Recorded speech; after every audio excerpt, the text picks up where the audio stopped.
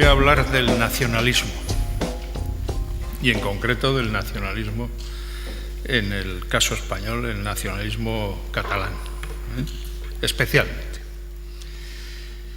El 10 de mayo de 1793, la Convención Nacional Francesa proclamó, leo textualmente, la unidad e indivisibilidad de la República, libertad, igualdad y fraternidad.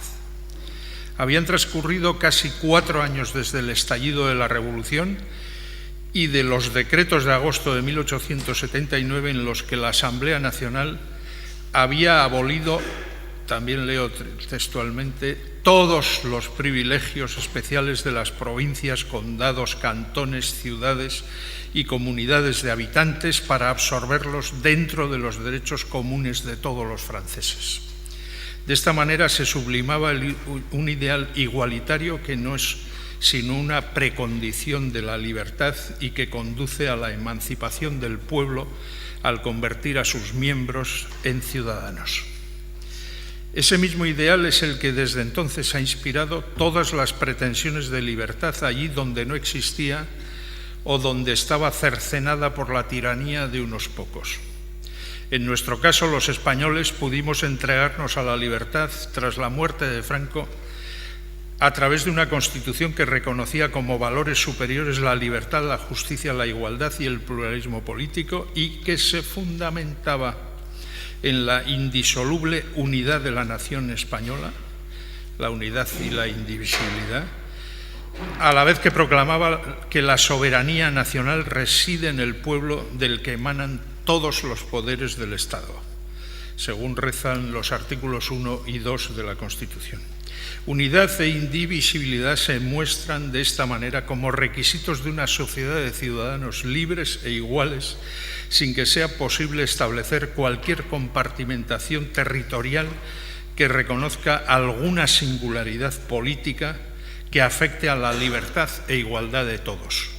Por eso, nuestra Constitución, al regular el principio de autonomía de las regiones, prohíbe taxativamente que sus estatutos puedan implicar privilegios económicos y sociales, como dice el artículo 138.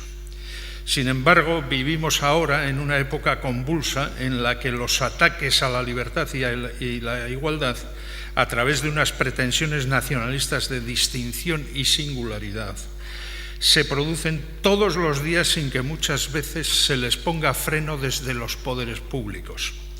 El nacionalismo vasco, que nunca ha abandonado su aspiración independentista, ha hecho valer su capacidad de representación política principalmente para conseguir una holgura financiera que no tiene ninguna de las demás comunidades autónomas y que constituye un caso claro de privilegio sustentado sobre el concierto económico y su fraudulenta aplicación en el cálculo del cupo anual que paga el Estado y que está notoriamente infravalorado.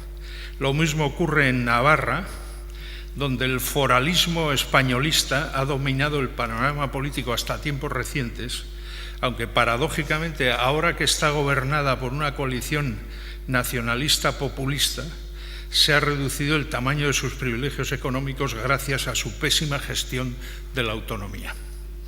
Pero el fenómeno más preocupante en este ámbito es actualmente el del nacionalismo catalán, pues ha derivado en la ruptura de la unidad nacional a través de la proclamación de la independencia de Cataluña.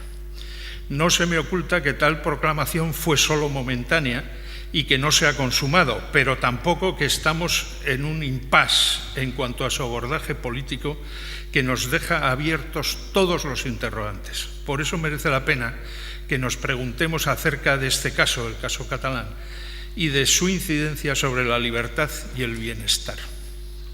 Para los nacionalistas, la independencia de Cataluña no se deriva solo de una exigencia cultural o lingüística, sino sobre todo de una reivindicación económica basada en la falsa creencia de que con ella, con la independencia, los catalanes van a ser más ricos y van a estar entre los europeos que gozan un mayor nivel de bienestar. El perfil típico de sus partidarios es el de unos individuos que reúnen 4 características. Son personas que consideran que su única lengua propia es el catalán, cuya identidad es la de ser únicamente catalanes, que opinan que los recursos fiscales recaudados en Cataluña deben permanecer en su territorio y que creen firmemente que el nivel de vida en Cataluña mejorará con la independencia. La campaña emprendida por los nacionalistas para difundir la idea de que España nos roba ha sido la clave para que haya podido configurarse este numeroso grupo de independentistas que actualmente reúne a alrededor del 45% de la población adulta catalana. La especificación de esta idea se concreta en la consideración de que el saldo fiscal, es decir, la diferencia entre el gasto público que se realiza en Cataluña y los impuestos que se recaudan en el territorio catalán, saldo fiscal que es negativo, aunque pueda discutirse su tamaño, resulta lesivo para la región al drenar parte de los recursos que podrían emplearse en financiar nuevas inversiones. Esta es la idea central de la propaganda nacionalista. El origen de esta idea viene de lejos y se puede rastrear hasta la figura de Jaume Alsina y de su obra La economía de la Cataluña autónoma, publicada en 1933, donde por primera vez se cuantificó ese saldo fiscal. Chapuceramente, pero se cuantificó. Pero quien le dio a este tema la forma con la que ha llegado hasta nuestros días, atribuyendo al saldo fiscal ese papel de drenaje de los recursos que acabo de mencionar, fue el catedrático de la Universidad de Barcelona, Ramon Trias Fargas.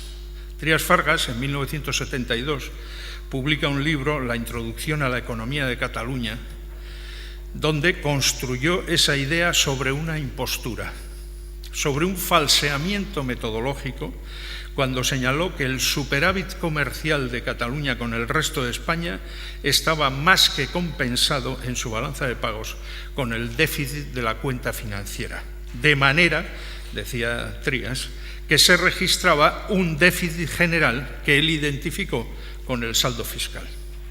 Esto es literalmente imposible, pues en Cataluña y en todas partes las reglas contables de la balanza de pagos conducen necesariamente a que la suma de los saldos de todas sus cuentas sea siempre cero.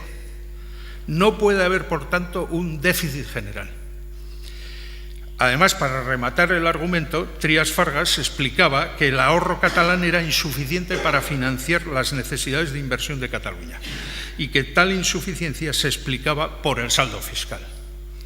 Se trata de una nueva impostura, pues si Cataluña tiene un superávit comercial, y lo tiene, con el resto de España, de acuerdo con los principios de la contabilidad nacional, tal superávit se corresponde necesariamente con un exceso de ahorro sobre la inversión, que precisamente ese exceso de ahorro ha de financiar al resto de España. Por tanto, no era posible que en una situación de superávit comercial el ahorro catalán fuera insuficiente. Pero Trias Fargas lo decía. ¿Y qué lograba con estos falaces argumentos?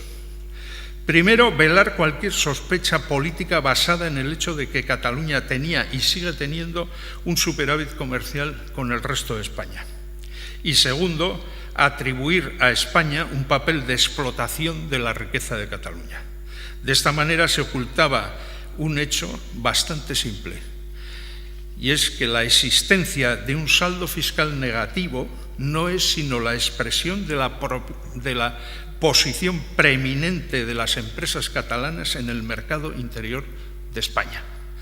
Una posición que niega cualquier pretensión de que los españoles ajenos al Principado puedan ser explotadores de los catalanes.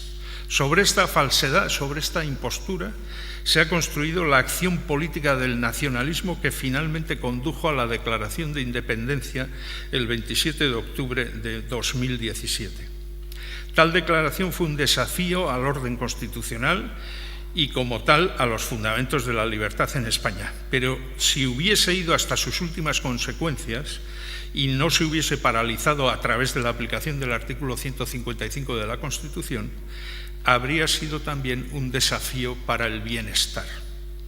Esto último es lo que pone de relieve un análisis prospectivo basado en la economía de la secesión, con el que se busca cuantificar los efectos que tendría la salida de Cataluña de la Unión Europea y de las demás instituciones internacionales con las que se relaciona a través de su pertenencia a España. Tal ruptura institucional tendría por efecto la aparición de fronteras donde antes no existían y con ellas la reducción de la intensidad de las relaciones comerciales por el efecto que sobre los precios ejercen las fronteras. Diré, para ilustración de los menos informados, que actualmente se estima, para los países más desarrollados del mundo, que los trámites fronterizos, unidos a los costes de transporte, suponen en promedio una carga del 74% sobre el valor de las mercancías que atraviesan las fronteras. El libre comercio consiste en pagar el 74%. La ausencia del libre comercio consiste en pagar el 200, el 300, el 500%. Teniendo en cuenta los resultados de los estudios disponibles acerca de la intensidad de las relaciones comerciales de Cataluña con el resto de España y con los demás países de la Unión Europea, y aplicando la hipótesis de que esa intensidad se reducirá en 1/3, como de hecho ha ocurrido como mínimo en todos los casos de secesión que han tenido lugar en Europa desde los años 90, se llega a la conclusión de que las exportaciones catalanas caerán a la mitad en unos pocos años. Tal contracción del comercio tendrá por efecto una reducción de casi 1/3, de un poco más de 1/3, en el Producto Interior Bruto y un aumento del desempleo hasta el 27% de la población activa, más de 1 millón de desempleados en Cataluña. Ello significa que la renta anual de los catalanes perderá unos 9.000 euros y, por tanto, retrocederá al nivel de hace 25 años. Además, esta caída de la actividad tendrá un efecto devastador sobre las finanzas públicas, de manera que si no se redujera su gasto, el déficit público llegaría a la insostenible cifra del 26,4% del PIB. El Gobierno catalán tendrá entonces que recortar sustancialmente las prestaciones del estado del bienestar: pensiones, gasto sanitario, protección del desempleo y gasto educativo.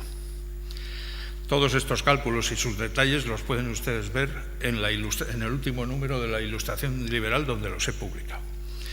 La Arcadia prometida por el nacionalismo con la independencia se desvanece así, mostrando con toda su crudeza la falsedad de su planteamiento, pues lejos de la abundancia, su destino es el de las dificultades económicas, el paro, la pobreza y tal vez la violencia. Evoquemos por ello los versos de Jon Juaristi, que aunque escritos en el ámbito vasco, son plenamente aplicables al caso catalán, al independentismo catalán. Dice Juaristi: «Te preguntas, viajero, por qué hemos muerto jóvenes y por qué hemos matado tan estúpidamente. Nuestros padres mintieron, eso es todo. Los padres de los catalanes actuales mintieron». Gracias.